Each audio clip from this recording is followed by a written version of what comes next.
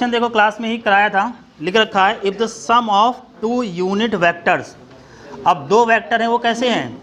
Unit vector है, मतलब दोनों का मैग्नीट्यूड बराबर है, ठीक है, मतलब दोनों वेक्टर हो गए इक्वल। अब कह रहा है the sum of two unit vector is a unit vector. तो ये देखो कहानी वही होगी जा करके कि देखो वेक्टर ए का मैग्नीट्यूड बराबर है वेक्टर बी के, और यही बराबर हो जा रहा है वेक्टर ए प्लस बी के। तो एंगल कितना होता था? 120 डिग्री, ठीक है।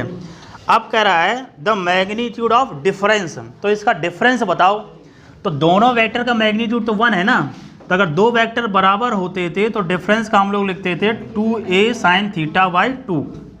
तो 2 a की वैल्यू 1 है क्योंकि वो कह रहा है यूनिट वेक्टर है।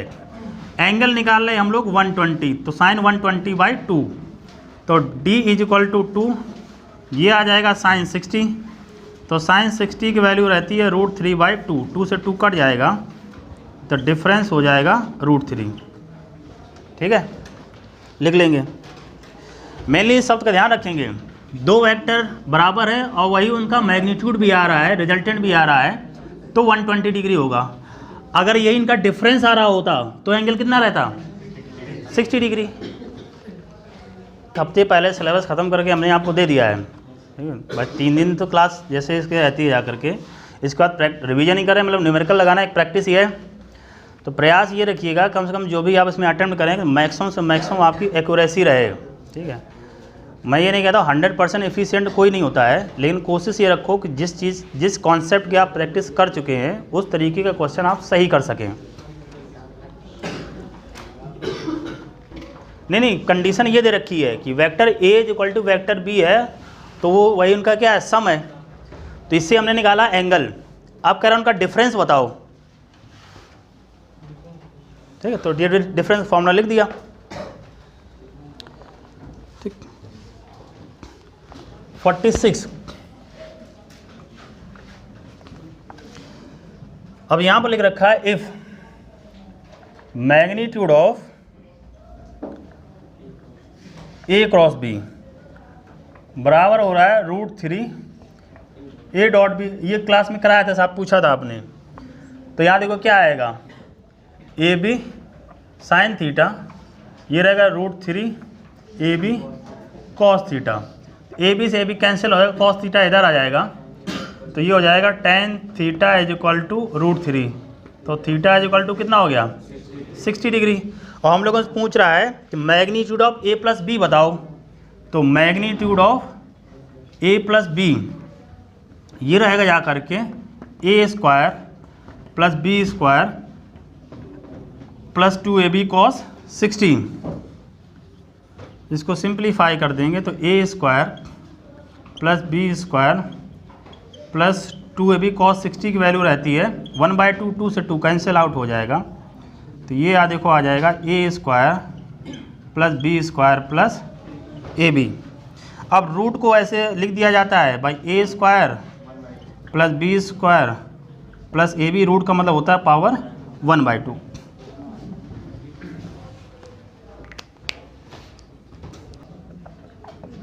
क्वेश्चन नंबर 47, एंगल पूछ रहा है दो वेक्टर के बीच में।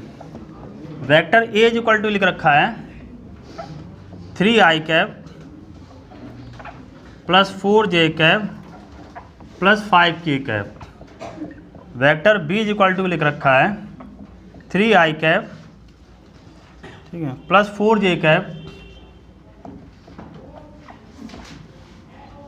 ठीक है, माइनस 5k कैप।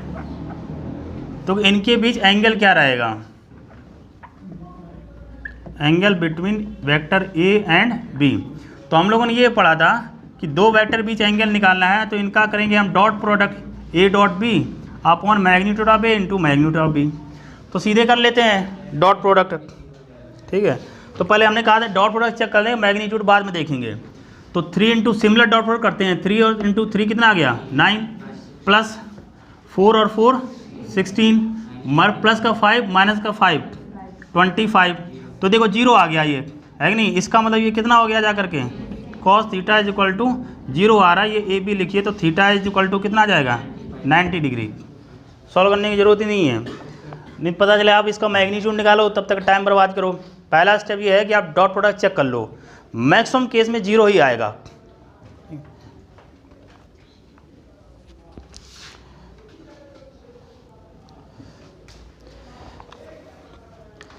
एक स्टूडेंट आया परसों मिलने घर पे, तो ऐसे कहने लगा, पहले पढ़ता था ऐसे ही, कभी कोई पढ़ना मतलब बहुत कुछ बच्चे होते हैं ना, आए पढ़ रहे फिर अपना चले गए, फिर कोई मन किया तो फिर आए कोचिंग फिर चले गए, ठीक है। तो कह रहा है कि सर वो आपने ये बोला था कि अगर फिजिक्स में जैसे कर रहे हैं तो उसमें अगर ऑप्शन में 0 मिल जाए तो 0 सही होगा। अब मैं सोच पड़ गया भैया ऐसा मैंने कब कह दिया कि ऑप्शन अगर 0 दिख जाए तो 0 सही होगा जा करके। भाई एक चीज़ का यूनिवर्सलाइजेशन करना थोड़ी ना सही बात होती है, जो बात यहाँ कही जाए वो, हमने यार तुम तो यार पत्रकार बन रहे हो जो मर्जी है उसका तुम प्रोपेगेंडा बना दो। भाई कम से कम जो चीज़ जहाँ पर कि हमने जैसे डॉट प्रोडक्ट कर रहे हैं, मोर देन 50% जो आपको क्वेश्चन मिलेंगे जा करके डॉट प्रोडक्ट अगर एंगल पूछ रहा होगा तो आपको लगभग 0 आ जाएगा, मतलब थीटा की वैल्यू 90 डिग्री आएगी। बड़ा रेयर केस ऐसा होगा कि आपको एंगल कैलकुलेट करा, अगर ऐसा होगा मैं भी ये बता रहा हूँ, अगर उसकी वैल्यू आ रही होगी तो आई जे और के तीनों वैल्यू नहीं लिखेगा वो, यहाँ पर आई और जे लिख देगा, यहाँ जे और के लिख देगा। मतलब भाई एंगल देखो कितने पता होता है हमें पता होते हैं 30 डिग्री, 60 डिग्री, 45 डिग्री, 90 डिग्री, इनमें क्या आता है 1/2, √3, √3/2 यही तो आता है। अगर हम तीनों वैल्यू ले लेंगे तो अंडर रूट में वैल्यू तो बहुत आ जाएगी, तो इतना पॉसिबल थ्योरेटिकली नहीं है। तो या तो 0 आ रहा होगा या तो फिर क्या करेगा, यहाँ पर 2 वैल्यू देगा, आई जे रखे, जे के मतलब तीनों नहीं लिखे होंगे, तो उसमें आसानी से हम कर लेंगे तो कोई वैल्यू निकल के आ जाती है। तो ये जैसे ये कंक्लूजन जब आप प्रैक्टिस करते हैं तो समझ में आ जाता है। तो आपको तो इतना नहीं कि आप पता इसी टाइप के क्वेश्चन में आप 10 क्वेश्चन की प्रैक्टिस करिए तो बाकी कब करेंगे। तो वो जैसे टीचर पढ़ा रहा होता है उसे आइडिया रहता है ना कि भाई उसने तो कई क्वेश्चन लगाए होते हैं, देखे होते हैं, किए होते हैं, इतने सालों से वही काम कर रहा है, तो उसे एक निष्कर्ष निकालता है ना, ज़्यादातर क्वेश्चन इस तरीके से रहते हैं। और वहाँ पर ये है कि कम समय में हम उसको अप्रोच कर सकें। ठीक, तो क्वेश्चन नंबर 47 रहा।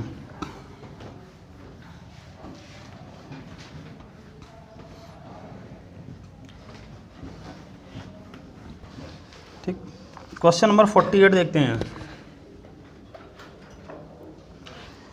What vector must be added to the vectors, ये 2 वेक्टर दे रखे हैं, कह रहा है इसमें क्या जोड़ा जाए। तो वेक्टर दे रखे हैं, मान लीजिए यहाँ पर लिख रहे हैं हम I cap minus 2j cap plus 2k cap. तो इन दोनों वेक्टर को भी जोड़ते हैं, प्लस करते हैं 2i cap plus j cap minus k cap. इसमें मान लो हमने वेक्टर जोड़ रहे हैं c। What vector must be added to the vector so that resultant may be unit vector along x axis. X axis के अलोंग यूनिट वेक्टर क्या होता है, आई कैप। तो कह रहा आई कैप आना चाहिए। ठीक है भाई, 2 वेक्टर का रिजल्टेंट, रिजल्टेंट मतलब क्या हुआ, दोनों को हम ऐड करेंगे। तो 2 वेक्टर का रिजल्टेंट में हम ऐसा कौन सा वेक्टर जोड़ें जिससे यूनिट वेक्टर आए along the x axis.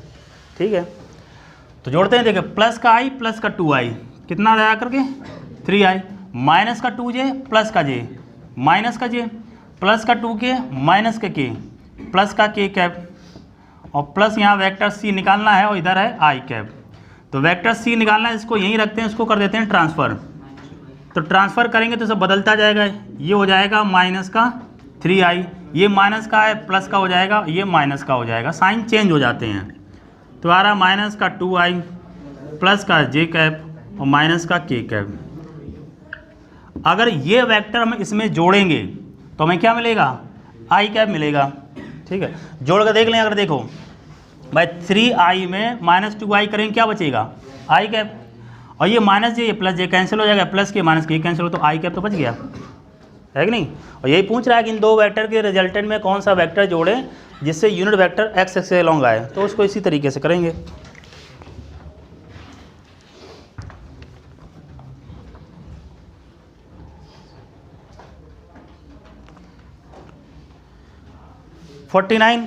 Which are the following is not a vector quantity. तो पता है भाई इसमें डिस्प्लेसमेंट वेक्टर क्वांटिटी रहती है, electric field intensity vector quantity रहती है, एंगुलर मोमेंटम वेक्टर क्वांटिटी रहती है, जो डेंसिटी है वो स्केलर क्वांटिटी है। ठीक है, एक है डेंसिटी, एक होता है रिलेटिव डेंसिटी। रिलेटिव डेंसिटी का, तो density of body with respect to water, density ऊपर रहेगी बॉडी के, नीचे रहेगी डेंसिटी वाटर की, दोनों की क्या होगी यूनिट सेम होगी, कट जाएंगी। रिलेटिव डेंसिटी डायमेंशनलेस क्वांटिटी रहती है। ठीक है, क्वेश्चन नंबर 50 देखते हैं।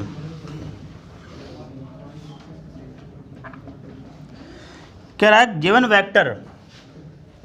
Vector A is equal to लिख रखा है 2i cap plus 3j cap. ठीक है, the angle between A and Y axis, तो जैसे यहाँ पर हम बनाएंगे, ये वेक्टर ए है और ये वाई एक्सिस है, ये एक्स एक्सिस है, इसके साथ पूछ रहा है, तो इसके साथ एंगल पूछेंगे तो इधर इसके सामने क्या जाएगा, एक्स कंपोनेंट इधर क्या रहेगा वाई।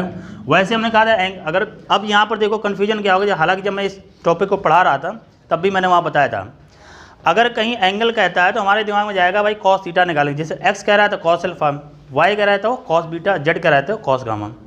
तो जिसके एक्सिस साथ है उसी का कंपोनेंट ऊपर रखेंगे अपॉन उसका मैग्नीट्यूड कर देते थे। अगर हम इससे हम सॉल्व करें तो इसका मैग्नीट्यूड कितना आएगा, √2² प्लस 3² √13 आएगा। √13 तो यहाँ कहीं नहीं लिख रखा है, मतलब ये बात हो गई, इस तरीके से वो नहीं पूछना चाह रहा है, ये सिर्फ पूछना चाह रहा है डायरेक्शन, क्योंकि आंसर हमें दे रहा है 10 के टर्म में भी। भाई कॉस वाला देखा, कॉस का तो नहीं आ रहा है ऐसा। ठीक है, कॉस क्या होगा, इस कंपोनेंट अलग वाई एक्सिस 3 अपॉन इस मैग्नीट्यूड 3 अपॉन √13 आना चाहिए, जबकि ऐसा कहीं नहीं दे रखा है। तो अपना फिर एक ही बचता है tan थीटा। तो उसमें हम लोगों ने देखा था, अगर हमसे कहे एंगल बताइए विद द एक्स एक्सिस, तो y कंपोनेंट ऊपर रखते थे, x कंपोनेंट नीचे रखते थे। अगर कह रहा है y एक्सिस के साथ, तो x ऊपर रखेंगे हम, y को नीचे रखेंगे, और यहाँ वही निकला tan थीटा और परपेंडिकुलर अपॉन बेस, तो x कंपोनेंट कितना है 2 और y कंपोनेंट 3, तो theta is equal to tan inverse 2/3।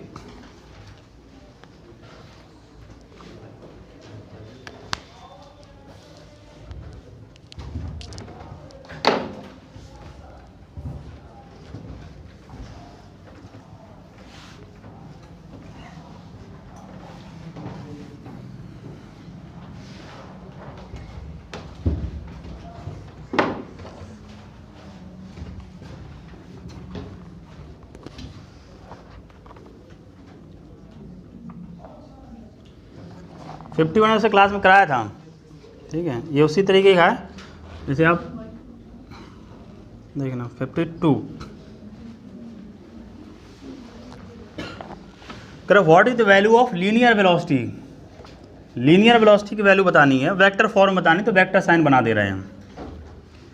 Omega की वैल्यू देख रखी है, ओमेगा इज इक्वल टू है 3i cap -4j cap plus k cap.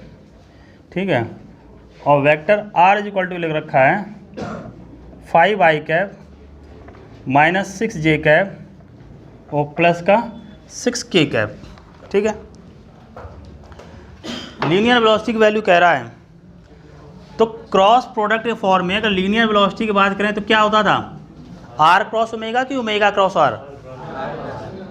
हाँ, आ गए ना उसी बात पे।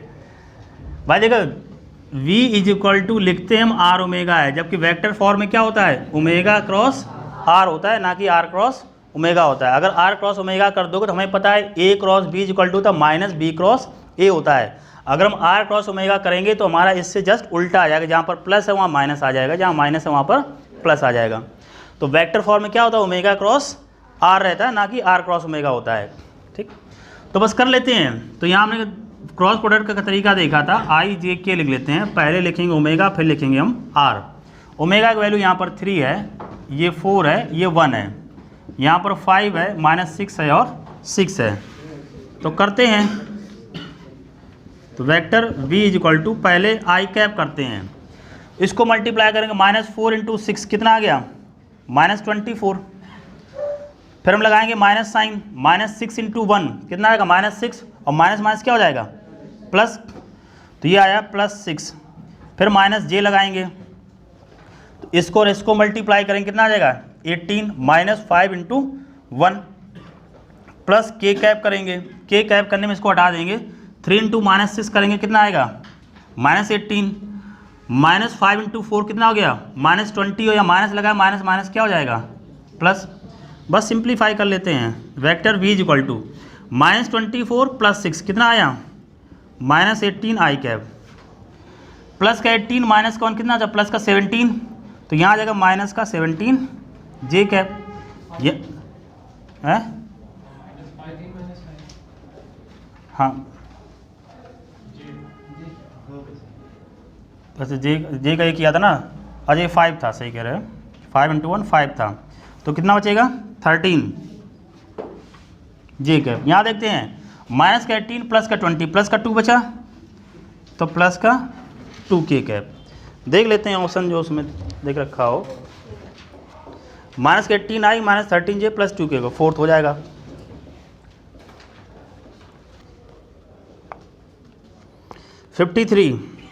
What should be the angle between delta A and ए।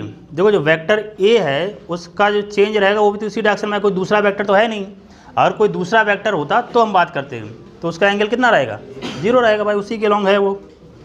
54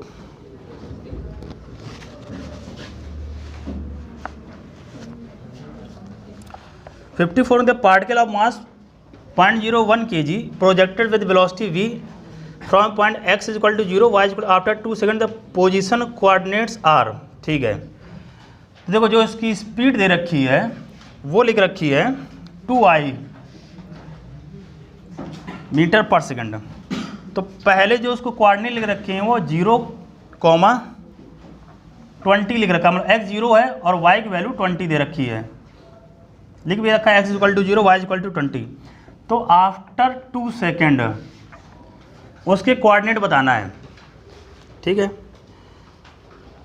अब मूव किधर कर रहा है वो आई कैप, आई का मतलब कौन सी एक्सिस के लॉन्ग, एक्स के लॉन्ग। तो इसका जो कोऑर्डिनेट चेंज होगा वह एक्स के लॉन्ग ही तो चेंज होगा, वाई के लॉन्ग कोई चेंज नहीं आएगा। तो वाई के लॉन्ग कितना दे रखा है 20, तो वाई 20 ही रहना चाहिए। तो पहले लिखा होता है एक्स, बाद में लिखा होता है वाई, तो बाद वाली वैल्यू चेंज नहीं होनी चाहिए।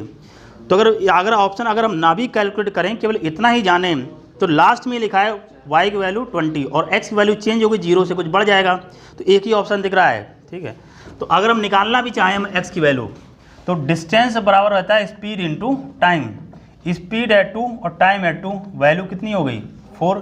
तो after t is equal to 2 second, तो देखो जो कोऑर्डिनेट आ गए 4,20, क्योंकि y के लॉन्ग तो नहीं चल रहा है, y के लॉन्ग स्पीड नहीं दे रखी है, तो 4,20 हो जाएगा।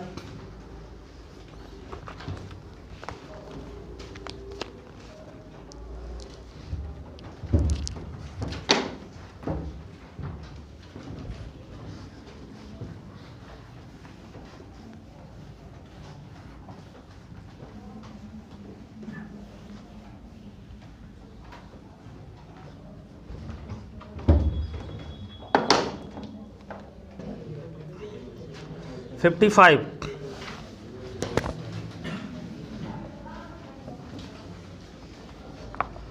देखो magnitude of vector which comes on addition of 2 vector, जो 2 वेक्टर जोड़े जा रहे हैं, तो मान लो हम वेक्टर ए लिख देते हैं, vector A is equal to लिख रखा है 6i cap plus 7j cap, vector B is equal to लिख रखा है 3i cap plus 4j cap. कह रहे हैं इन दोनों वेक्टर को अगर जोड़ा जाए, सपोज करिए वेक्टर सी आ गया, तो जो वेक्टर सी आएगा उसका मैग्नीट्यूड बताओ।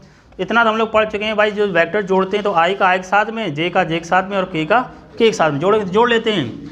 आई और आई तो 6 और 3 कितना हो जाएगा 9, 9 है कैप, ये 7 है, ये 4 है, प्लस 11 जे कैप।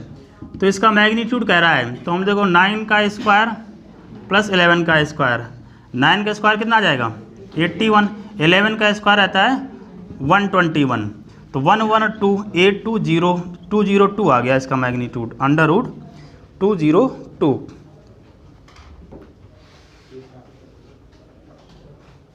ठीक है, थर्ड 55 का थर्ड,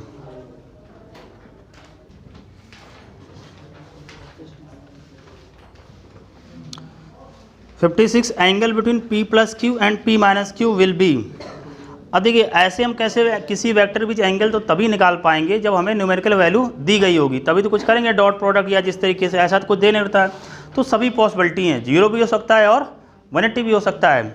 अगर कोई न्यूमेरिकल वैल्यू देती तो डॉट प्रोडक्ट करके उनके बीच एंगल हम निकाल लेते। तो जनरल क्वेश्चन है, मतलब एंगल बिटवीन 0 एंड 180 डिग्री। 57 कह रहा है वेक्टर विल चेंज। इसके पहले जो हम लोग कल सॉल्व किया था उसमें कहा था कंडीशन था वेक्टर विल नॉट चेंज, इसमें करा चेंज तो उसका उल्टा देख लेना है। पहला लगा frame of reference is translated, तो ट्रांसलेट करेंगे तो उसी डायरेक्शन में चलेगा, कोई चेंज नहीं आएगा। दूसरा अगर frame of reference is rotated, तब भी नहीं चेंज होता था। थर्ड अगर vector is translated parallel to itself, तब भी नहीं चेंज होता था। तो वेक्टर इज रोटेटेड, वेक्टर को रोटेट करेंगे तो क्या होगा। अब तुम सोचोगे तो रोटेटेड तो हमने कहा था अगर 360 डिग्री रोटेट करते हैं तब वेक्टर चेंज नहीं होता था। अगर केवल रोटेटेड लिखा है तो क्या होगा, चेंज हो जाएगा। अगर फ्रेम ऑफ रेफरेंस को रोटेट करते थे तब वेक्टर चेंज नहीं होता था, है कि नहीं। तो अंतर ध्यान रखना है आपको, वेक्टर को रोटेट कर रहे हैं 360 डिग्री तो नहीं चेंज होगा। अगर केवल रोटेटेड लिखा है तो हो सकता है 30 डिग्री 70 डिग्री कुछ करेगा तो चेंज हो जाएगा, वो तो आ जाएगा। ठीक है, 58 देखते हैं।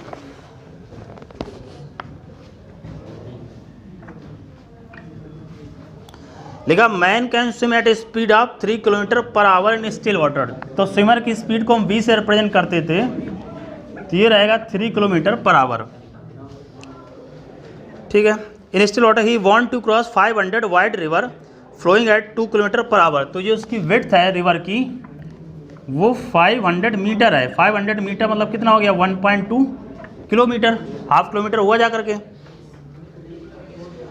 रिवर जो स्पीड दे रखी है 2 किलोमीटर पर आवर है, तो u की वैल्यू दे रखी है 2 किलोमीटर पर आवर। ठीक है, अब कह रहा है he keeps himself always at an angle of 120 degree with the river flow. तो ये जैसे रिवर फ्लो बनाए हम, ठीक है, u है river flow while swimming in how much time will he cross the river. तो ये जैसे ऐसे तैर रहा है तो 120 डिग्री रहता है, ये है 90 डिग्री, तो ये 30 डिग्री और इधर जाएगा, ये यही तो होगा, तभी तो पूरा एंगल कितना आएगा 120 डिग्री।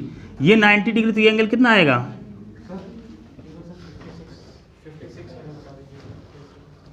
56। तो देखो वही कह रहा है ना, angle between P plus Q and angle between P minus Q, इसके बीच बताओ। तो एंगल निकालने का हमने लोग तरीका क्या, हम डॉट प्रोडक्ट करते थे ना। अब डॉट प्रोडक्ट करेंगे कॉस थीटा, तो P डॉट P करेंगे कितना आएगा P स्क्वायर, फिर P डॉट Q करेंगे तो यहाँ कितना आएगा माइनस PQ लिख देते हैं। फिर हम क्या करेंगे, ये हो गया, अब इसका करेंगे, इसका इसके साथ करेंगे तो कितना आएगा प्लस PQ, इसका इसके साथ करेंगे कितना आएगा माइनस Q स्क्वायर, फिर इसका मैग्नीट्यूड लिखेंगे तो ये तो कैंसिल हो जाएगा, ऊपर क्या लिखे आएगा P square minus Q components magnitude. इससे क्या कोई एंगल निकाल पाएंगे हम, कोई वैल्यू नहीं निकल रही है। एंगल की न्यूमेरिकल वैल्यू तो हम तभी निकाल पाएंगे जब P और Q की वैल्यू दी या कोई स्पेसिफिक कंडीशन कह दे तभी निकाल। इसलिए जो नॉर्मल चांसेज हैं, तो नॉर्मल चांसेज वेक्टर बीच एंगल कितना हो सकता है, तो 0 हो सकता है या तो 180 हो सकता है। भाई मिनिमम एंगल लिया जाता है। अब ये तो नहीं हो सकता है वेक्टर के बीच एंगल 270 डिग्री हो जाए जा करके, तो एंगल तो हम शॉर्टेस्ट एंगल लेते हैं ना जा करके। तो दोनों चांसेज है, 0 भी हो सकते हैं और इनके बीच कुछ भी रहेगा जाएगा, 0 30 50 40 कुछ भी आ जाएगा। ठीक है, तो अगर मान लीजिए ये कह देता है एक दूसरे के परपेंडिकुलर हैं, जो परपेंडिकुलर करते थे उनका डॉट प्रोडक्ट क्या आता था P square is equal to Q square आ जाता, तो वेक्टर P और Q क्या हो जाते थे बराबर। अगर ये कह देता कि वेक्टर P और Q का मैग्नीट्यूड बराबर है, तो बताइए P प्लस Q और P माइनस Q के बीच एंगल क्या होगा, तो क्या जाएगा 90 डिग्री। तो इतना नहीं आना है आपको, जनरल क्वेश्चन है ये, किन्हीं दो वेक्टर के एंगल हम तभी निकाल पाएंगे जब हमें क्या दिया होगा मैग्नीट्यूड दिया होगा या कोई स्पेशल कंडीशन बता देगा। तो वापस इसी पे आते हैं 58 पे। ये हमसे कह रहा है अपने आप को रिवर फ्लो से 120 डिग्री पे रखता है। ठीक है, in how much time will he cross the river, तो कितने टाइम में रिवर को क्रॉस करेगा। तो इस केस में हम लोग पढ़े थे, इधर जो कंपोनेंट आएगा वो क्या हो जाएगा v cos 30, तो यहाँ पर रखेंगे v cos थीटा रहता है तो v cos 30, d की वैल्यू दे रखी है 0.5, ठीक है, या 1/2। वेलोसिटी ये दे रखा है 3 और √3 की वैल्यू cos 30 की वैल्यू कितनी होती है √3/2, ये 2 चला जाएगा ऊपर, 0.5 × 2 करेंगे 1 आ जाएगा, नीचे आएगा 3√3, तो ये आ जाएगा इतने आवर, 1/3√3 आवर आ जाएगा। तो कौन सा हो जाएगा थर्ड ऑप्शन।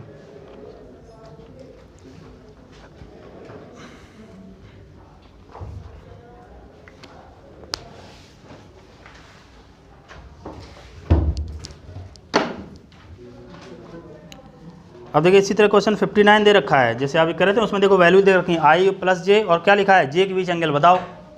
तो I प्लस जे और जे क्या करेंगे डॉट,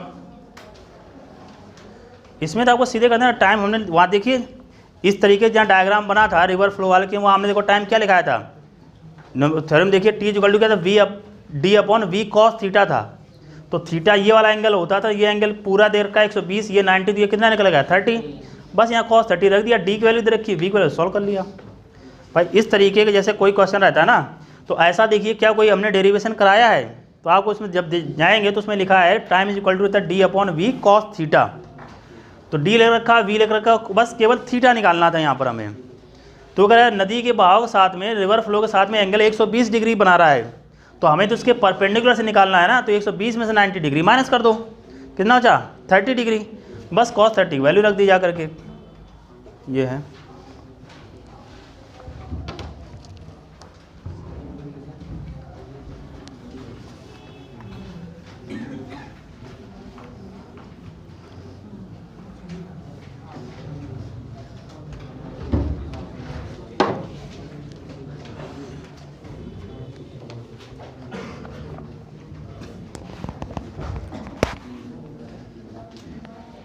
ये है क्वेश्चन नंबर 59। कह रहा what is the angle between, हमें एंगल बताना आई प्लस जे और जे के बीच में।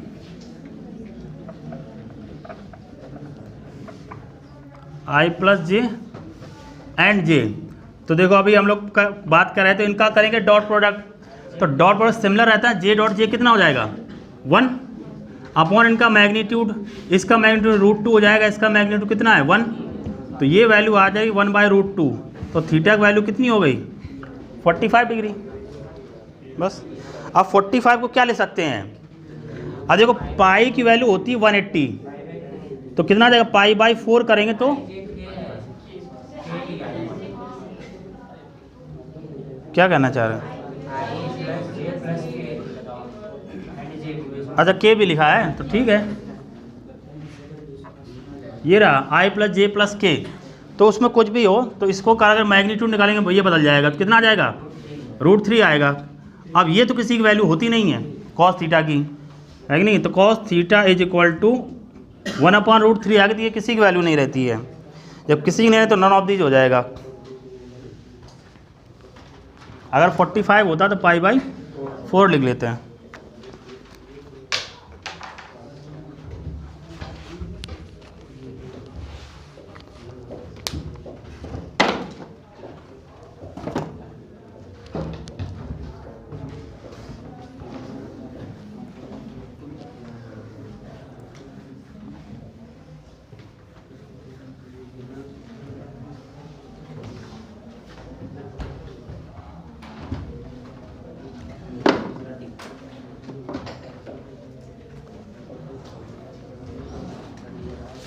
सिक्सटी नंबर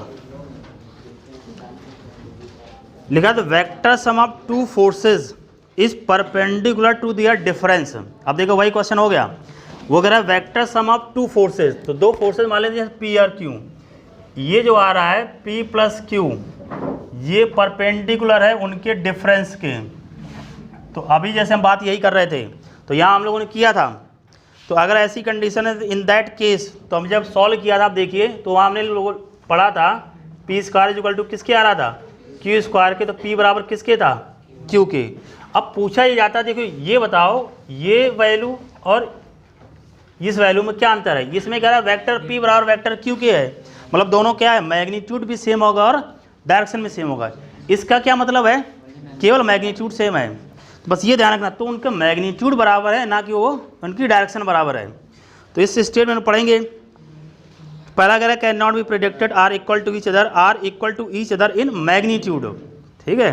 तो इक्वल टू ईच अदर का मतलब हो जाएगा दोनों वेक्टर बराबर है, तो वेक्टर बराबर नहीं है, क्या बराबर उनके मैग्नीट्यूड। इनका डॉट प्रोडक्ट करेंगे तो ये निकल के आएगा, हमने कराया होगा, नहीं तो यहाँ पर जितनी देर कहेंगे उतनी देर में कर देते हैं।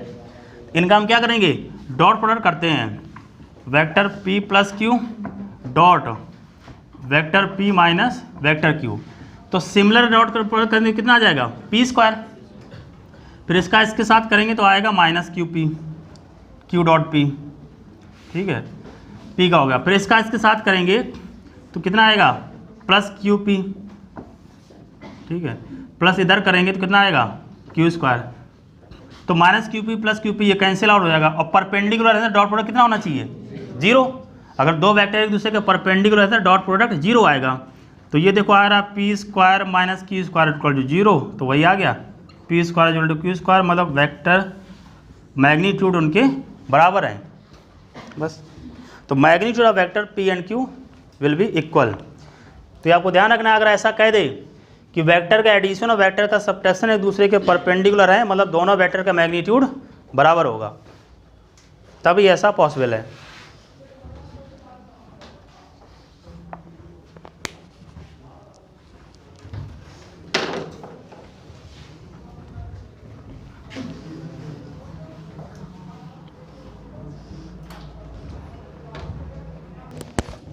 क्वेश्चन नंबर 61 करा A B C D quadrilateral. तो बना लेते हैं, क्वाड्रिलेटरल है कोई भी, ऐसे बना लेते हैं A B C D. Vector B A, तो बी से ए की तरफ मतलब ये इधर आ जाएगा vector B A, vector B C मतलब ये इधर आ जाएगा vector B C, vector C D तो सी डी ये इधर आ जाएगा, एंड डी ए तो डी ए इधर आ जाए। क्वाड्रिलेटरल में सामने वाली साइड क्या होती है, बराबर रहती है जाकर के, ठीक है। एक्ट एट ए पॉइंट, ठीक है। इनका जो तो देयर रिजल्टेंट इज, इसका रिजल्टेंट बताइए। तो रिजल्टेंट देखिए वेक्टर बी ए और वेक्टर सी डी क्या है, दोनों डायरेक्शन सेम है और मैग्नीट्यूड भी क्या है, सेम है। वेक्टर बी सी और vector D C D A का मैग्नीट्यूड तो सेम है, लेकिन डायरेक्शन क्या है, अपोजिट है। तो ये एक दूसरे को क्या करेंगे, कैंसिल कर देंगे। तो हमारा क्या बच रहा है, ये बी ए बच रहा है और बच रहा है सी डी। तो इसको चाहे तो हम देखो दोनों जुड़ जाएंगे, सेम डायरेक्शन मैग्नीट्यूड, चाहे बी ए लिख दो या 2 सी डी लिख दो, बात बराबर है कि नहीं भाई। या तो इसको हम मान लेते हैं बी ए को मान लेते हैं सी डी, तो 2 सी डी हो जाएगा, या हम सी डी को मान लेते हैं बी ए, तो क्या हो जाएगा 2 बी हो जाएगा। मैग्नीट्यूड भी सेम है और डायरेक्शन सेम है, तो एंगल कितना आएगा 0, पैरेलल है तो 2 बी ए दे रखा, तो 4th ऑप्शन सही हो जाएगा ये।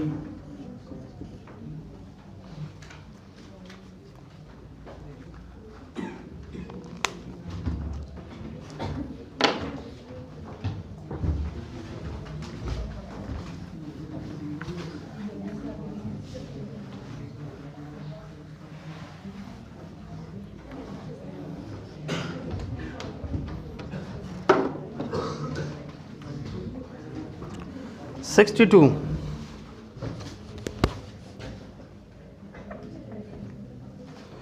The angle between A and B is π/3, ठीक है।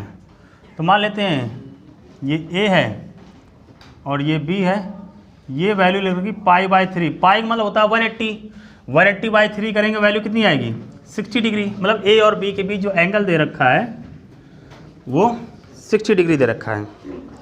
Then angle between 2a and -3b, 2a का मतलब होगा इसका मैग्नीट्यूड बढ़ जाएगा, ये 2a हो जाएगा।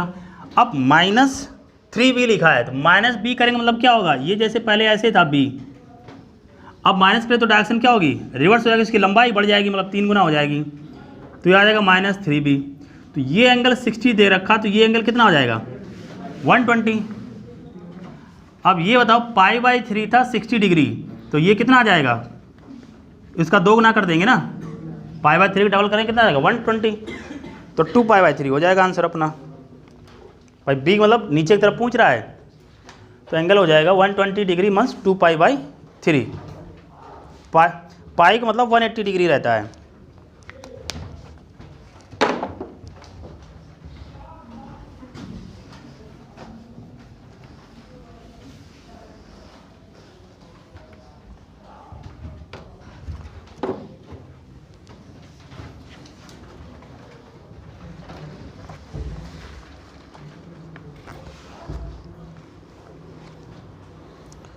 सिक्सटी 63 लिख लीजिए पहले।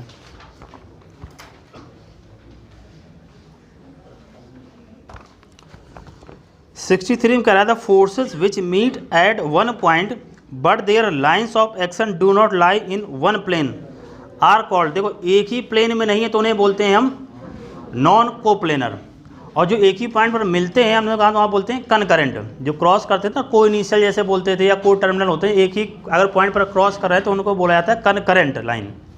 तो कन कन क्या, तो एक ही प्लेन पर नहीं, मतलब नॉन कोप्लेनर कनकरेंट होंगे जाकर के, एक ही लाइन पर ना मिलते तो नॉन कनकरेंट होता, ठीक है, तो नॉन कोप्लेनर कनकरेंट फोर्सेज हो जाएगा। 64, ठीक है, 64 to A vector 2i + 3j + 8k, तो मान लेते हैं वेक्टर ए बना लेते हैं, वेक्टर ए इक्वल टू है 2i + 3j + 8k। अब ये परपेंडिकुलर है दूसरे वेक्टर के, वेक्टर बी इक्वल टू लिख रखा है 4i - 4j + ak कैप। हम लोगों को ये हिंट दे रखा है कि वेक्टर ए है परपेंडिकुलर टू वेक्टर बी, तो इनका डॉट प्रोडक्ट कितना होना चाहिए, 0, तभी तो अननोन वैल्यू निकाल पाएंगे हम। तो इसका हमें पता चल गया कि ये अगर परपेंडिकुलर हैं तो इनका जो डॉट प्रोडक्ट आएगा ये 0 हो जाएगा। तो करते हैं, सिमिलर करते हैं, 2 × 4 कितना आ जाएगा 8, + 3 - 4 कितना आ गया -12, और इधर आ जाएगा +8a = 0। ये बचा देखो -4 + 8 = 0, तो देखो 8a = 4 आ गया, तो a = आ रहा 4/8, a = कितना आ गया 1/2। तो फर्स्ट रहेगा इसका, देख लेना, साथ चेक कर लेना, इसमें से 2 लिख रखा है तो उसको 2 की जगह फर्स्ट लिख लेना, 1/2 रहेगा, माइनस में नहीं प्लस में है।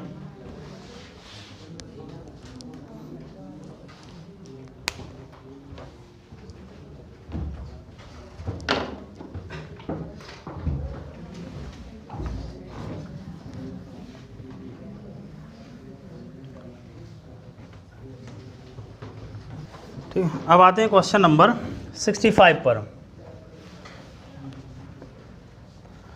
गिवन दैट, ये लिख रखा है कि magnitude of vector p + q,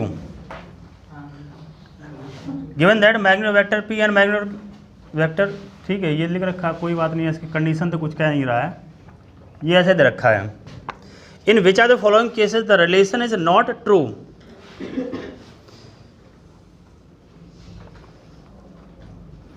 इसमें कौन सा रिलेशन नहीं सही होगा।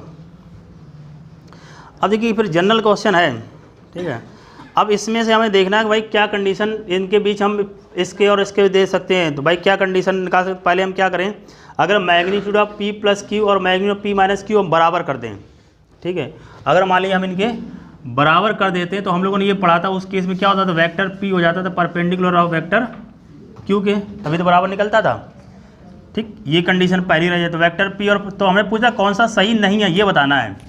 दूसरा कह रहा है vector p is null vector, अगर वेक्टर p को हम नल वेक्टर कर दे तो p यहाँ भी 0 हो जाएगा, p यहाँ भी 0 हो जाएगा, उस केस में देखो q, और केवल मैग्नीट्यूड लेना, डायरेक्शन नहीं लेनी है, तो इधर भी q आ जाएगा, इधर भी q आ जाएगा, तो ये भी क्या हो जाएगा, सही हो जाएगा, ठीक है, तो ये भी बात सही है।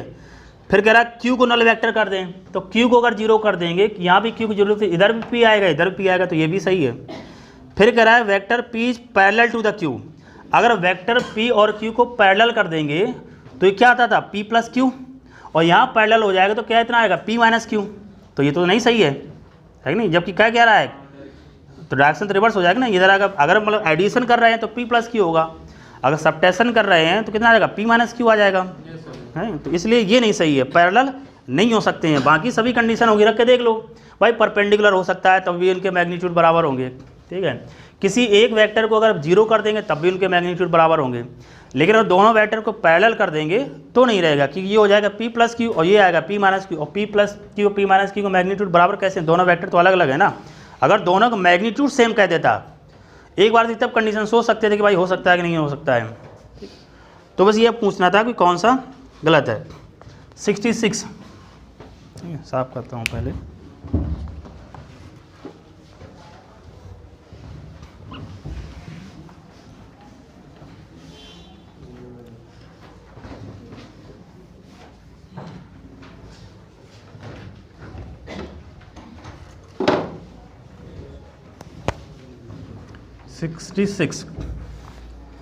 गिवन दैट, अब ये दे रखा है कि vector r is equal to है वेक्टर a + b के, एंड a + 2b जो है, दूसरी कंडीशन ये दे रहा है कि वेक्टर a + 2b जो आ रहा है ये परपेंडिकुलर है वेक्टर a के, ठीक है। अब अगर इसके परपेंडिकुलर है तो इनका डॉट प्रोडक्ट कितना आना चाहिए? 0 आना चाहिए।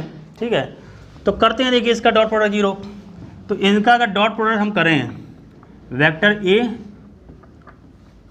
प्लस 2b का डॉट प्रोडक्ट हम करें बराबर कितना आना चाहिए? 0। तो हम लोग देखें भाई सिमिलर डॉट प्रोडक्ट केवल आता है, बाकी दूसरा वाला क्या हो जाता है? 0। तो अब तो करते हैं इसमें, देखिए तो a डॉट ए क्या हो जाएगा? ए स्क्वायर, और दूसरे क्या कर देते हैं? 0 बराबर इधर कितना आ गया? 0। तो a इज इक्वल टू कितना आ गया? 0। तो वेक्टर a कैसा हो गया? Null vector. अब वेक्टर a नल वेक्टर और एक जगह हम 0 रख देते हैं, तो vector r is equal to रखा है वेक्टर a प्लस b, तो वेक्टर a को 0 रखते हैं, r इज इक्वल टू किसके आ गया? b के। वेक्टर तो मैग्नीट्यूड व b इंटू आर वही आ गया, तो दोनों बराबर ही हैं, तो इसका जब डायरेक्शन और मैग्नीट्यूड सभी बराबर हो गए, चाहे वेक्टर लिखो या मैग्नीट्यूड लिखो। अब यही समझ लीजिए, अभी नहीं, जब आप दोबारा कभी रिवाइज करेंगे, जब आप थोड़ा और उसमें रहेंगे, जब चीज़ें आने लगती हैं, तो फिर आप तुम सोचोगे भाई इसको हमने 0 क्यों कर दिया, यहाँ में ये तो नहीं पता कि एंगल 90 डिग्री ही है। ठीक है, तो हमें ये भी तो नहीं पता कि उनके बीच एंगल है कितना। जब नहीं कुछ एंगल दे रखा है तो हम वो वैल्यू मान के चलेंगे जो नॉर्मली से चलते हैं। भाई हम करते हैं सिमिलर डॉट प्रोडक्ट हम रखते हैं, अपोजिट का क्या कर देते हैं? 0। तो बस उसी कंक्लूजन पे लिया गया है। अगर ए और बी बीच एंगल दिया गया होता तो वैल्यू हम रखते।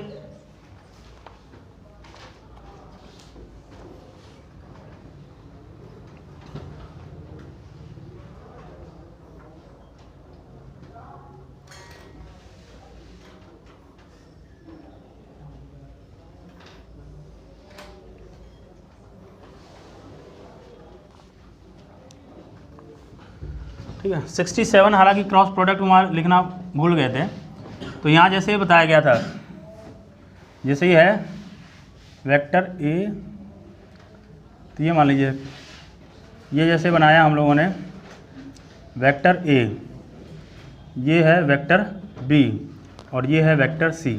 अगर हम लोग देखते अगर ऐसी क्लोज साइकिल बन जाती तो रिजल्टेंट कितना रहता था? 0 रहता था। तो इसी तरह हम दो का अगर कॉम्बिनेशन से क्रॉस प्रोडक्ट रखें तो आपस में वो कैसे आएंगे? बराबर आएंगे। तो सीरियल ऐसे चलिए, तो पहले हमने ए क्रॉस बी किया, तो ए क्रॉस बी यही बराबर आएगा बी क्रॉस सी के, और यही बराबर आ जाएगा सी क्रॉस। ए क्रॉस सी नहीं होगा, क्या रहेगा?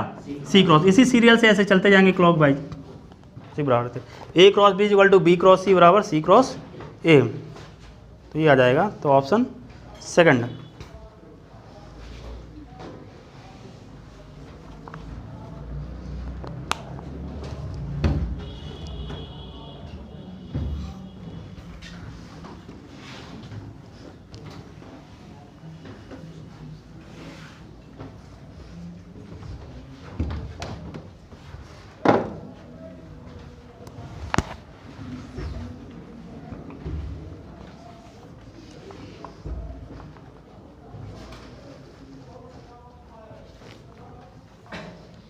सिक्सटी 68 लिख रखा two forces equal in magnitude.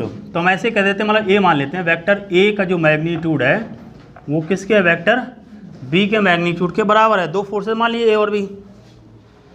Act on a particle when the square of their resultant is equal to 3 times their product. ठीक है, तो जो स्क्वायर है इनका रिजल्टेंट का, मतलब आर मान लेते हैं, जो आर स्क्वायर है वो 3 टाइम्स है इनके प्रोडक्ट का, मतलब ए बी का। यही कंडीशन रही जा करके ना, there product find the angle between them. अब प्रोडक्ट में जैसे ये कहा कि हम तो उसने कहा नहीं कि डॉट प्रोडक्ट है कि क्रॉस प्रोडक्ट है, ये तो कुछ नहीं बोला ना उसने, तो हम मान लेते हैं डॉट प्रोडक्ट मान के देखते हैं। अब देखो कंडीशन देखते हैं जो भी रहेगा, equal to 3 times their product, find the angle between them.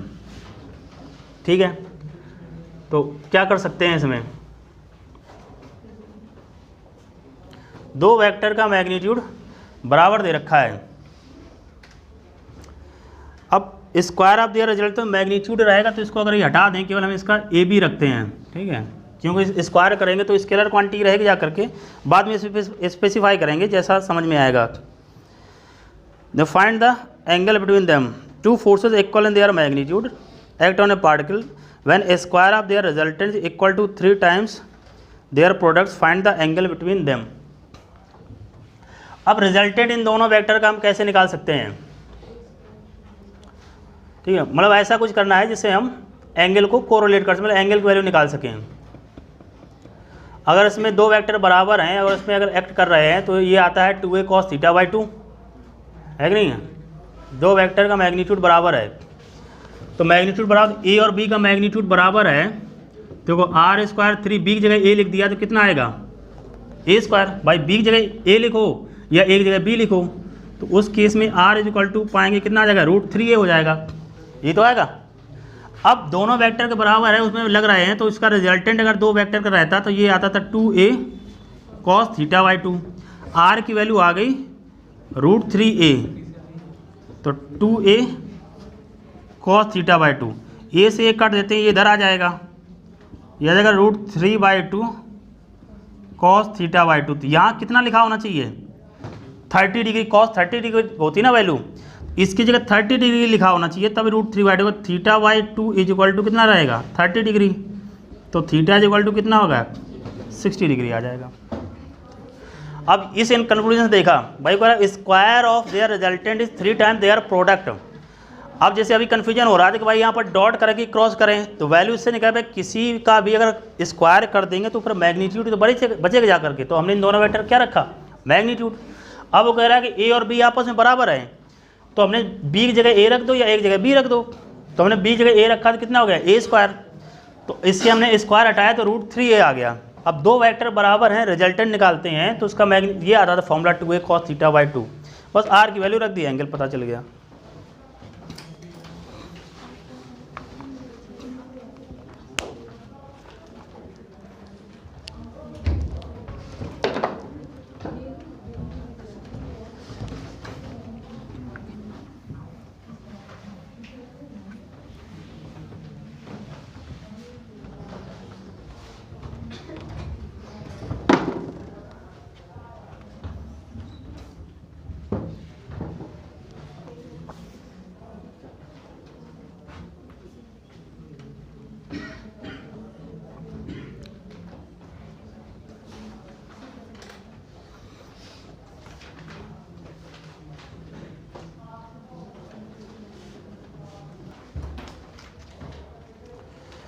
ठीक है, 69 क्रॉस प्रोडक्ट में लिखाया था आपको कितना था? 2 ऑफ b क्रॉस a।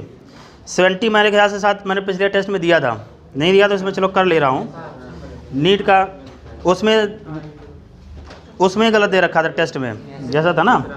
हाँ, तो इसमें चलो कर लेते हैं, जब वहाँ वैसा था तो यहाँ कर लेते हैं। अब जो पहले बना रखा है, देखो वेक्टर a इस डायरेक्शन बना रखा है, वेक्टर b नीचे बना रखा है, वेक्टर c ऐसे बना रखा है, वेक्टर d नीचे बना रखा है, वेक्टर e इधर बना रखा है, और वेक्टर f ऐसे बना रखा है। ठीक है, हम लोगों को ये बताना है इसमें कौन सा सही है। जैसे ये लिख रखा है vector b plus e is equal to f है पहला ऑप्शन में, दूसरे ऑप्शन में vector v plus c is equal to f है, तीसरे ऑप्शन में vector d plus c is equal to f है, एंड फोर्थ ऑप्शन में vector d plus e is equal to f है।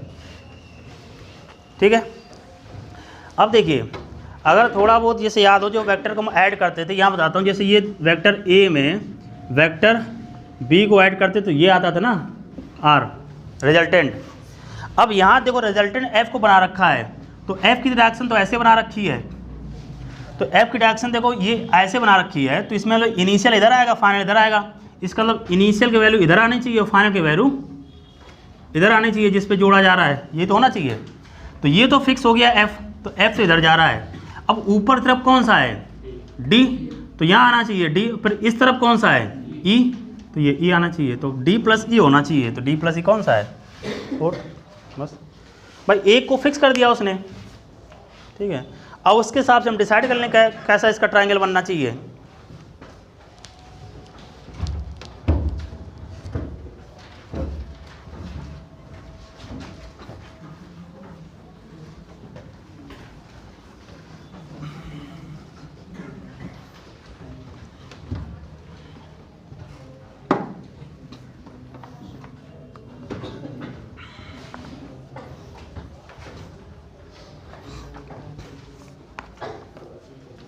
ठीक है। 71 शायद डॉट प्रोडक्ट कराया था, लग रहा हो तो करा देते, नहीं तो जिनको लग रहा हो तो बाद पूछ लेना। डॉट प्रोडक्ट जब हमने कहा था एक दूसरे वेक्टर परपेंडिकुलर होंगे तो डॉट प्रोडक्ट 0 आएगा। 72 देखते हैं, लिखा था position vector of a particle r as a function of time is given by, तो पोजीशन वेक्टर आर लिख रखा है 4 sin 2 pi T I cap plus 4 cos 2 pi T J cap, where r is in metre and t in second, I J पता ही आपको unit vector है x और y axes के along. Which are the following statement is wrong, ये बताना इसमें कौन सा गलत है। For the motion of a particle, ठीक है, पार्टिकल के मोशन के लिए कौन सा इसमें गलत है ये पूछा जा रहा है। लिख रखा है magnitude of velocity of the particle, path of particle is circle, magnitude of acceleration, ठीक है, ये दे रखा है, मतलब वेलोसिटी एक्सेलरेशन और पाथ के बारे में बात करनी है। ये देखते हैं AIPM 2015 का है, तब पाथ वगैरह पूछे जाते थे, अब कोई मतलब नहीं रहता है। अब देखिए, हालांकि आगे हम लोग डिफ्रेंशिएशन पढ़ेंगे, अगर पोजीशन से वेलोसिटी निकालनी होती है तो हम डिफ्रेंशिएट करते हैं, ठीक है। तो अगर यहाँ वेलोसिटी हम निकालनी है हम लोगों को, तो इसको डिफ्रेंशिएट करेंगे dr/dt। साइन ओमेगा टी, यहाँ जैसे लिख दे रहा हूँ एक चीज़, जैसे डिफ्रेंशिएट कर रहे हैं d/dt और यहाँ लिखा साइन ओमेगा टी, तो इसका जो डिफ्रेंशिएशन ओमेगा आ जाएगा बाहर, इसका डिफ्रेंशिएशन आता है कॉस ओमेगा टी। अगर हम डिफ्रेंशिएट कर रहे हैं कॉस ओमेगा टी, तो इसका डिफ्रेंशिएशन आता है minus omega sine omega T, मतलब जो टी के साथ है वो क्या लिखा होगा ओमेगा, तो बाहर आ जाएगा। बस इतनी कंडीशन की जरूरत पड़ रहेगी। तो देखो करते हैं, तो 4 तो एक नंबर है, ठीक है, 4 को कर लेते हैं बाहर। अब हम लोग डिफ्रेंशिएट करेंगे d/dt, ये लिख रखा है 2 pi T I cap plus 4 बाहर आ गया, तो यहाँ पर भी करेंगे हम लोग d/dt cos 2 पाई टी इधर जे कैप। तो देखो क्या बन जाएगा, वेलोसिटी इज इक्वल टू 4 तो बाहर है, तो हम लोगों ने ये पढ़ा है भाई साइन ओमेगा टी, तो ओमेगा जगह यहाँ पर क्या लिखा है 2 पाई, 2 पाई आ जाएगा बाहर, तो 2 पाई लिख लिया बाहर, और साइन का हो जाएगा कॉस, तो ये आ जाएगा cos 2 pi T I cap. Cos का क्या हो जाएगा माइनस साइन, तो ओमेगा की वैल्यू बाहर है तो इधर माइनस लग जाएगा, इधर 2 पाई हो जाएगा, और ये आ जाएगा sign 2 pi T J cap. और 2 पाई यहाँ भी है, 2 पाई यहाँ पे, तो 2 पाई को भी बाहर कर लेते हैं, तो आ जाएगा 8 pi cos 2 pi T I cap minus sine 2 pi T J cap. ये वेलोसिटी आ रही है।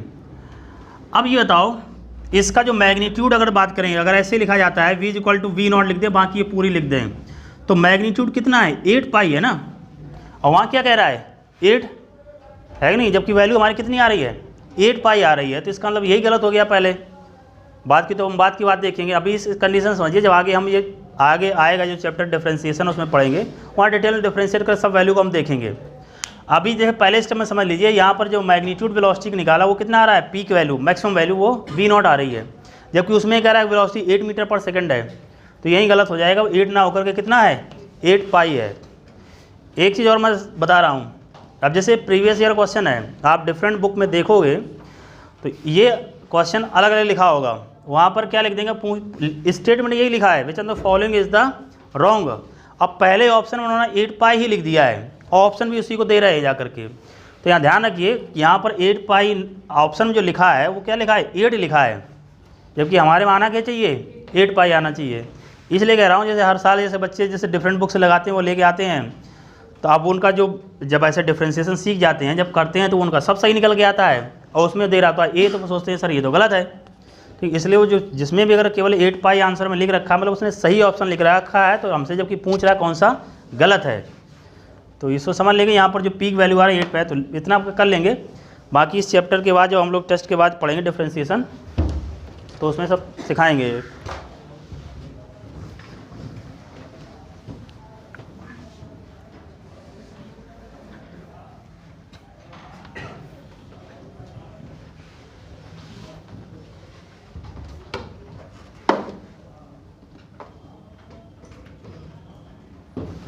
अब वेक्टर में है, वेक्टर के क्वेश्चन ये नहीं है, जैसे ये 73 यहाँ कर दिया, ये मोशन इन स्ट्रेट लाइन के क्वेश्चन है,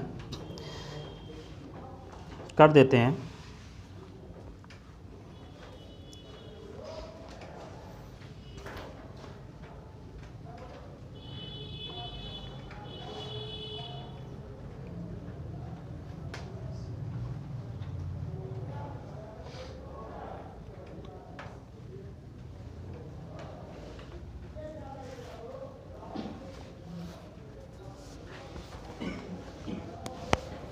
यहाँ पर जो v0 आ रहा है वो आ रहा है 8 पाई मीटर पर सेकंड, जबकि ऑप्शन में कह रहा है 8 मीटर पर सेकंड।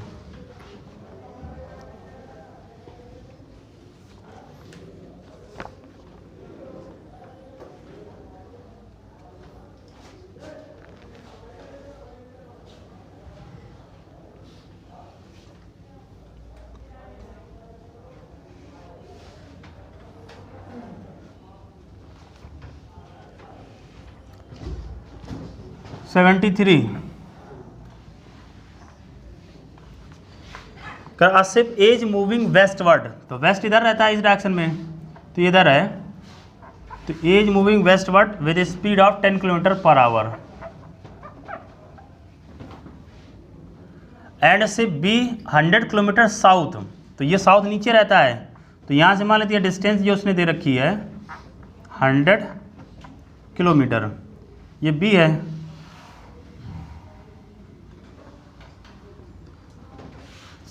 और साउथ इज मूविंग नॉर्थवर्ड, मतलब ऊपर तरफ मूव कर रहा है with speed of 10 kilometre per our. The time after which the distance between them become shortest, कितने समय के बाद उनके बीच की डिस्टेंस मिनिमम हो जाएगी, शॉर्टेस्ट हो जाएगी। अब इसको ऐसे समझिए, ये देखो इधर से आ रहा है, ये इधर से आ रहा है, ऐसी कोई पहले देखो डिस्टेंस ज़्यादा है, फिर जैसे जैसे पास आते जाएंगे इनकी डिस्टेंस क्या हो जाएगी, कम हो जाएगी। अब देखो ऐसा तो हो नहीं कि एक साथ आएंगे, ये देखो पास में दिया है, ये दूर दिया है, तो हो सकता है डिस्टेंस इधर भी मिनिमम हो जाए, इधर भी मिनिमम, कोई ये डिस्टेंस आएगी जहाँ पर ये क्या होंगे, मिनिमम होंगे जाकर के इनके बीच के डिस्टेंस। अलग अलग तरीके से सॉल्व करेंगे। अभी जैसे समझ लीजिए, ये जब वहाँ पढ़ेंगे तो ये मिनिमम डिस्टेंस का जो फॉर्मूला आता है ये रहता है जा करके L1 V2 minus L2 V1, ठीक है, माइनस या प्लस कर लीजिए, अपॉन इधर रहता है जा करके V1 square plus V2 square. आगे हम जब इसमें पढ़ाएंगे मोशन ऑफ 1D तब इसको ड्राइव करेंगे। तो L1 मतलब फर्स्ट की डिस्टेंस, फर्स्ट की डिस्टेंस कुछ बता नहीं रखा है हमें, इसको कर देते हैं 0, V2 करेंगे तो जो प्लस L2 की वैल्यू में दूसरे की B की, तो ये दे रखा है 100 और V1 की वैल्यू दे रखी है 10 upon V1 square plus V2 square, 10 का स्क्वायर करेंगे कितना आएगा, 10 का स्क्वायर प्लस V2 स्क्वायर में 10 का स्क्वायर, तो ऊपर देखो आ जाएगा 1000, ये जगह 100 प्लस 100 कितना हो जाएगा 200, इससे कट कर देंगे 10/2 आएगा, तो आंसर अपना हो जाएगा 5 आवर। तो दो तरीके पर डिस्टेंस मिनिमम और टाइम मिनिमम पूछेगा, तो उससे बस कुछ नहीं करेंगे, यहाँ पर under root V1 square plus V2 square कर देंगे तो टाइम मिनिमम आ जाएगा, वो सॉल्व करेंगे वहाँ पर। अभी आप सिर्फ इतना ध्यान रखिए, अब दे दिया यहाँ पर तो सॉल्व कर दे रहे हैं।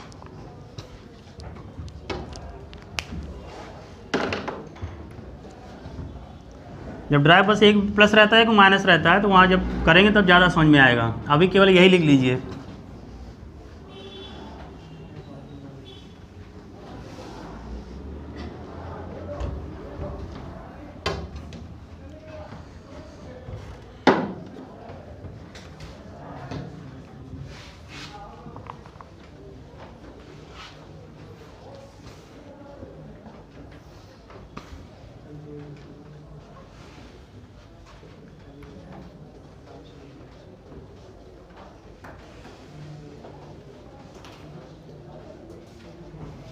थाउजेंड बाई 200, 0 0 2 नीचे कट जाएंगे, 10/2 आएगा, 10/2 मतलब 5।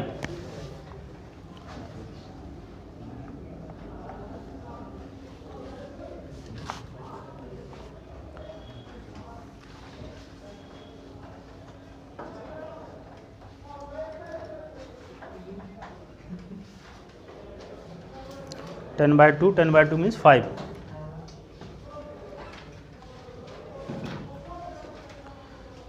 सेवेंटी 74 देखते हैं।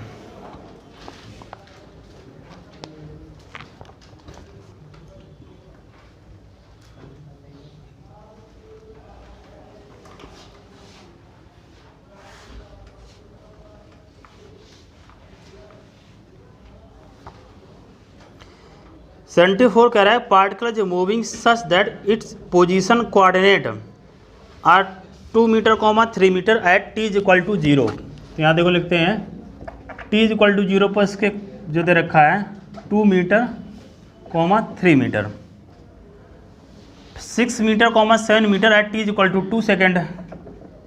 दो t = 2 सेकेंड पर इसके जो कोऑर्डिनेट आ रहे हैं 6 मीटर, 7 मीटर आ रहा है। फिर t = 5 सेकेंड पर इसके जो कोऑर्डिनेट आ रहे हैं 13 मीटर, 14 मीटर। कह रहा है एवरेज वेलोसिटी बताइए फ्रॉम t = 0 टू t = 5 पर। ठीक है, एवरेज वेलोसिटी अभी जैसे नहीं आपको बताइए, एवरेज वेलोसिटी बताइए क्या रहेगी। तो देखिए जब एवरेज वेलोसिटी हम लोग पढ़ेंगे इसके आगे, तो एवरेज वेलोसिटी ये रहता है टोटल डिस्प्लेसमेंट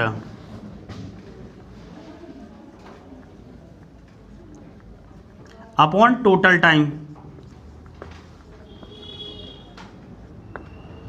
और जो डिस्प्लेसमेंट होता है उसमें हम क्या करते हैं, फाइनल पोजीशन में इनिशियल पोजीशन को माइनस करते हैं। जो पहले लिखा होता है x होता है, जो बाद में लिखा होता है वो y होता है। अब इनिशियल ये है और फाइनल ये है, तो बीच वाले से कोई मतलब रहेगा? कोई मतलब नहीं। जब कह रहा है फाइनल माइनस इनिशियल, तो फाइनल दे रखा है 13, ठीक है, और इनिशियल कितना दे रखा है 2, तो 13 - 2 करेंगे कितना आएगा 11। और ये x है तो x के लॉन्ग क्या होता है i कैप। तो यहाँ जैसे डिस्प्लेसमेंट की बात करो तो ये देखो आ जाए 11 i कैप, ठीक है ना। फिर फाइनल है 14, इनिशियल कितना है 3, तो 14 में 3 माइनस किया कितना बचा 11। अब y के लॉन्ग क्या होता है j कैप, तो ये लिख दिया हम लोगों ने, ठीक है, प्लस का 11 j कैप, ये तो हुआ, ये डिस्प्लेसमेंट हो गया। और टाइम कितना है फाइनल माइनस इनिशियल 5 - 0 कितना आएगा 5 आएगा। तो बस एवरेज वेलोसिटी निकालनी, तो 5 से हम अब इसको वैसे कैसे 11 को ले लो कॉमन, तो कितना हो गया i + j, r की वैल्यू। अब वेलोसिटी करनी है तो इस डिस्प्लेसमेंट में से हम टाइम को क्या करेंगे डिवाइड, तो ये देखो 5 से डिवाइड कर देंगे और इधर आ जाएगा i कैप + j कैप। तो 11/5 i कैप + j कैप, मतलब फोर्थ ऑप्शन 74 का fourth. V average total displacement upon total time. तो डिस्प्लेसमेंट वेक्टर में बदल लिया, s के लॉन्ग है तो i कैप कर देंगे, y के लॉन्ग है तो j कैप कर देंगे। Final position minus initial portion 13 - 12 2 11 i cap हो गया, 14 - 3 11 j कैप हो गया।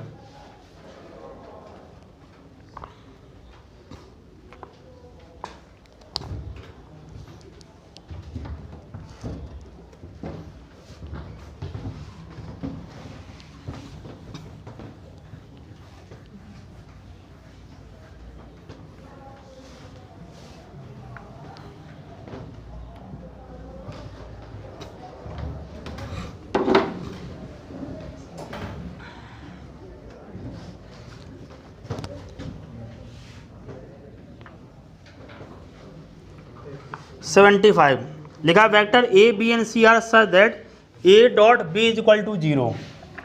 जो वेक्टर ए है और वेक्टर बी का डॉट प्रोडक्ट 0 है, तो ये बताओ a.b का डॉट प्रोडक्ट 0 कब होगा, जब कैसे होंगे ये परपेंडिकुलर। तो हम मान लो यहाँ बना देते हैं वेक्टर ए और इसके परपेंडिकुलर बना देते हैं वेक्टर बी, ठीक है। फिर कह रहा है a.c भी 0 है, तो मतलब वेक्टर a.c कर रहे हैं, ये भी क्या है 0, मतलब जो c है वो भी क्या होगा a के परपेंडिकुलर होगा। तो इसको हम इधर बना देते हैं, वेक्टर c हो गया। ये आपस x y z आपस में क्या होते हैं परपेंडिकुलर रहते हैं ना, ये कंडीशन दे रखा है। Then the vector parallel to a, तो a के पैरेलल क्या होगा, ठीक है। तो ऑप्शन में लिखा है a × b, अगर तो a × b करेंगे, a के पैरेलल कह रहा है ना, तो हम लोग करते हैं क्रॉस प्रोडक्ट करते हैं, तो उसी वेक्टर के दोनों वेक्टर क्या होता है परपेंडिकुलर। तो अगर a × b करेंगे तो a के हो जाएगा परपेंडिकुलर, ये तो नहीं हो सकता ना। b + c तो उसमें आ जाता है b और c जोड़ेंगे, तो b और c तो पता नहीं ना कि किस में क्या दे रखा है, तो ये तो जोड़ेंगे जैसे y और z एक्सिस में, ये तो नहीं आएगा ना पैरेलल a के। ये पैरेलल a के तभी आएगा जब हम b और c का क्या करेंगे क्रॉस प्रोडक्ट, तभी तो इन दोनों के प्लेन के परपेंडिकुलर होगा। तो अगर हम b × c करेंगे तो देखो कैसा आएगा आउटवर्ड, आउट मतलब किसके लॉन्ग हो जाएगा a कैप। अगर मान लीजिए हम c × b करते किधर हो जाता अंदर की तरफ, तब तो एंटी पैरेलल हो जाता। तो जब हम बी क्रॉस सी करेंगे तब क्या होगा, ए के पैरेलल आएगा। देखो बी क्रॉस सी किया तो कैसे आउटवर्ड आया ना, ए कैसा रहा है आउटवर्ड, तो ये आ जाएगा। तो ऑप्शन वही हो जाएगा बी क्रॉस सी, मतलब बी से जब हम सी की तरफ तो इसके परपेंडिकुलर ये पहुंचेगा जा करके आई कैप। भाई जे क्रॉस के क्या होता है आई कैप।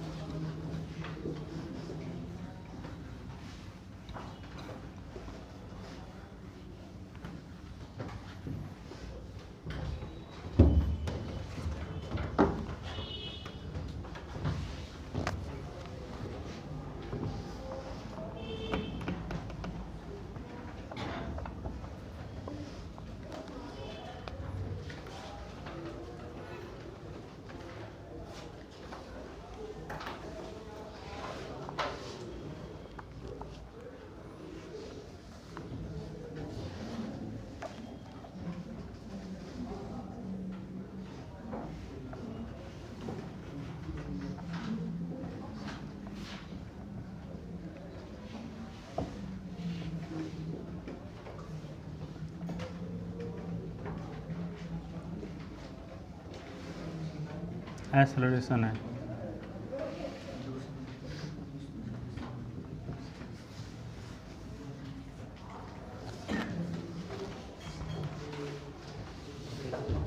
ठीक है 76 क्वेश्चन कह रहा है ए particle has initial velocity 2i + 3j and acceleration 0.3i + 0.2j, magnitude of velocity after 10 second. 10 second के बाद इसका वेलोसिटी का मैग्नीट्यूड बताओ। तो वेक्टर फॉर्म में अगर हम उसको लिखेंगे तो ये आता है u + वेक्टर a × t। तो वेक्टर फॉर्म में लिखते हैं u की वैल्यू लिख रखी है 2i + 3j प्लस ये लिख रखा है 0.3i 0.2j, इधर कितने से मल्टीप्लाई कर रहे हैं 10 से, तो ये रहेगा 2i + 3j। 10 का मल्टी 0.3 × 10 करेंगे कितना आएगा 3i, 0.2 × 10 करेंगे कितना आएगा 2j। जोड़ देते हैं तो 2i + 3i कितना हो गया 5i, 3j + 2j कितना हो गया 5j। अब ये एक दूसरे के परपेंडिकुलर हैं, आइडेंटिकल है, कितना आएगा 5√2 हो जाएगा। भाई i और j क्या होते हैं एक दूसरे के परपेंडिकुलर, मैग्नीट्यूड सेम है तो हमने कहा बस √2 लगा दोगे तो 5√2 हो जाएगा। ठीक है तो द एंड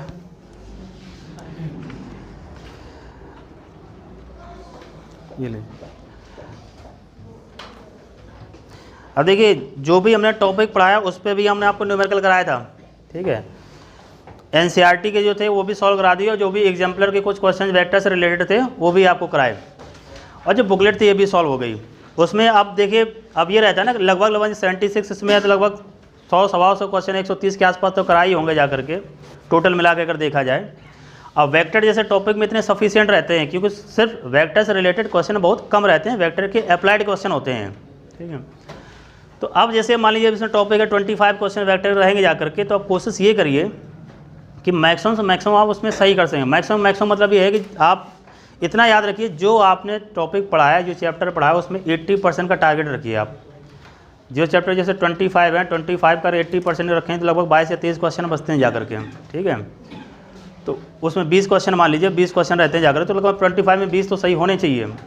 अब उस बीच में जितना आपका गैप आ रहा है 20 क्वेश्चन में से जितने आप उसमें गैप करें तो आप उसमें ये पता करेंगे भाई गैप क्यों हो जा रहा है, गलती हमसे क्यों हो जा रही है, तो उसको समझेंगे। बाकी जो कम से कम जो कॉपी में पढ़ा है लिखा है उसको आप बार बार पढ़ते रहो। देखो सीधा सा बात है, कई बार जैसे स्टूडेंट जो रहते हैं वो भाई तुम ये देखो जिस काम के लिए तुम यहाँ सुबह से लेकर शाम तक बैठे हो अगर उसी को ही अगर हम नहीं पढ़ पाएंगे तो नया कहाँ से पढ़ पाओगे। तो इसलिए जो जिस काम के लिए यहाँ पर बैठे हो केवल वही पढ़ते रहो, उसमें जो ना आए उस पर प्रैक्टिस करते रहो और पूछते रहो। आज आपको जैसे कि 10 क्वेश्चन आपने पूछे 10 में से मान लो 4 समझ में आ गए, ठीक है 6 बचे, फिर प्रैक्टिस करोगे उस 6 में से मतलब 2 आ गए, फिर आपको 4 बचे 10 में से 6 आने लगे, पहले 2 ही 3 आ रहे थे या करके। तो जब प्रैक्टिस करते रहोगे अपने आप स्कोर बढ़ता रहेगा और प्रैक्टिस करना बंद कर दोगे तो फिर मुश्किल हो जाएगी। ठीक है तो बेस्ट ऑफ लक है आपको अपने टेस्ट के लिए। और जैसे कल अगर रहती है क्लास, ठीक है, तो इसमें आके जो भी रिवीजन कराना होगा वो करा देंगे।